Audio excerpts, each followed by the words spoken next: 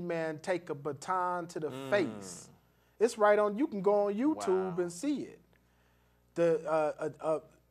They let this dude named Reverend Phelps come into Civic Center Park while the DNC was going on. The protest zone was in City Park. Recreate 68 had a permit for the park. Right. They let Reverend Phelps come in there. This is the dude that goes around with the abortion pictures and he say all fags is going to hell and God hates fags and all this kind of stuff. So he goes into the park and starts spewing his hate speech or whatever. And when the people from Recreate 68 go over there to confront him, the police arrested people from Recreate 68. Right. A brother named Carlo. He got beat down by the police and hauled off to jail just for questioning why they let Reverend Phelps into the park. Right. And then the white girl asked why they was beating up Carlo, and the police took the nightstick, and you could see it right on YouTube, took it and jammed it right into her face, man, and knocked her to the ground. She was unconscious for a couple of minutes. And the police, after he knocked on the ground, he walked away. And she was just sitting there, you know, on the ground in pain. And then when she got up and the reporters came over and asked why she had got beaten down, the police came over and arrested her right in front of the camera. This wasn't on TV. Right. Or if they did, it was just on one time. But see, this is what's going on, man.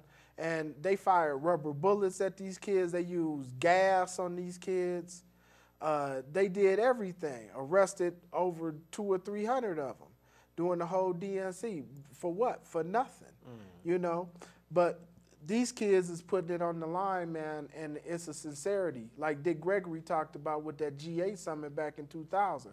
Them was white kids out there daring their parents to come outside. Right. Now, me and you got teenage kids. Right.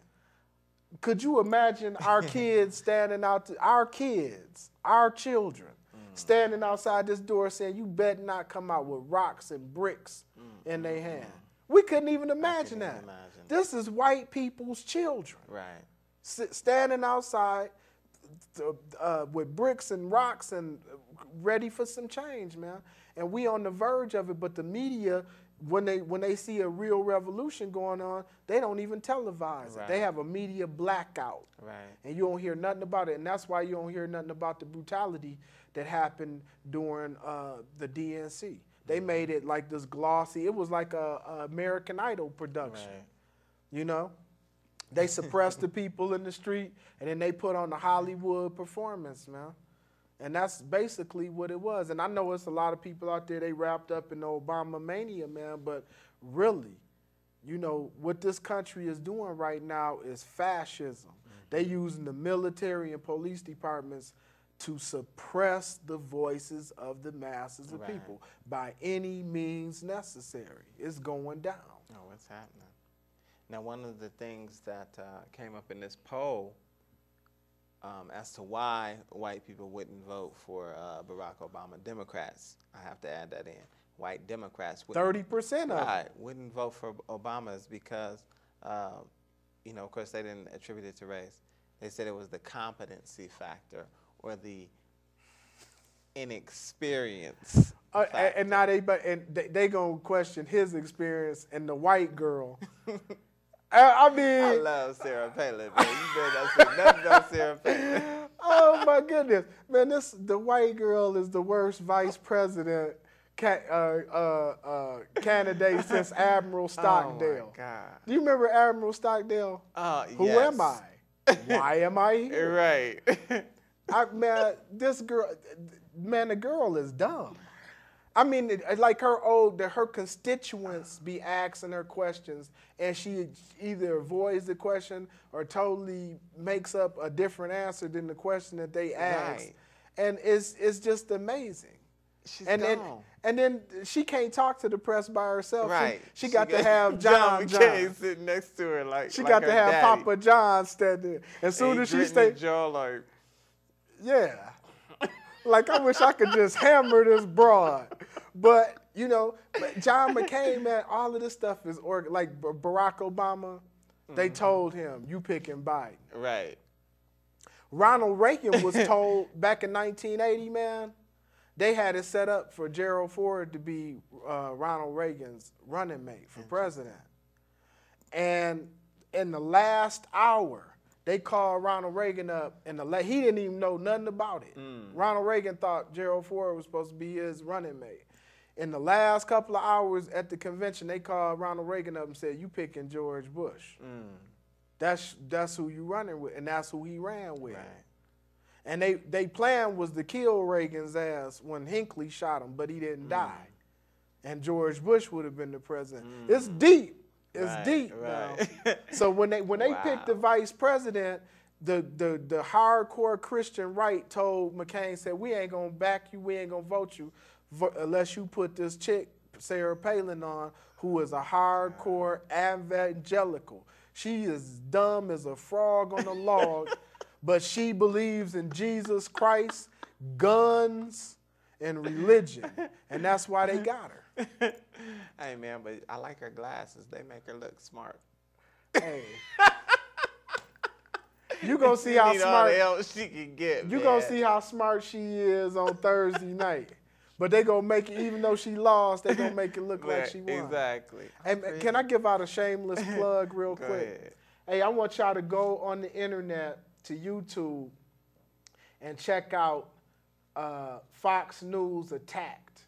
And you'll see your boy Shareef Aleem doing it mean with the gangster lean, putting Fox News in their place, man. And go out and get Nas's new album, and he got that cut on there, Sly Fox.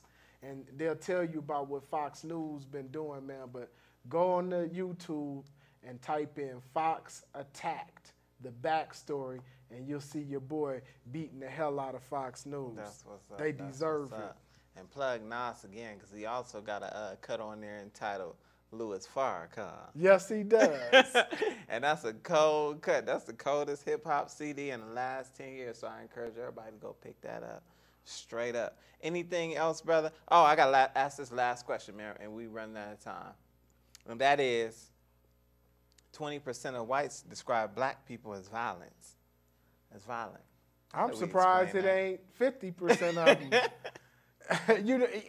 What would you think if every video, everything you seen on TV showed black folks as violent people? And that's what I'm saying. The media is so powerful.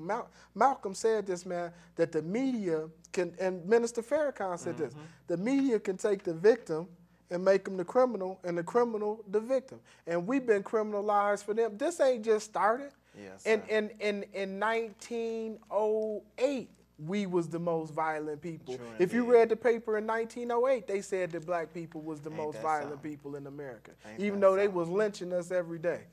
But that wasn't violent. That was necessary, brother. Okay. All right. America is broke. Y'all pick it up. This is the latest and the greatest, the baddest and the boldest, the coolest and the coldest newspaper on the planet, The Final Call. I like that picture. Show homie. Yeah. Hold on. Look at homie right here. Right. Oh my God! Oh my God, my money is gone. Hey, I want to thank Brother Shareef Aleem for appearing on the program once again. Thank my brother behind the glass, Brother Corey 2X. The brother so nice to have the X him twice. Thank you all. Tune in next week, same black time, same black station. Remember, if you don't stand for something, you'll fall for anything. Peace. We out.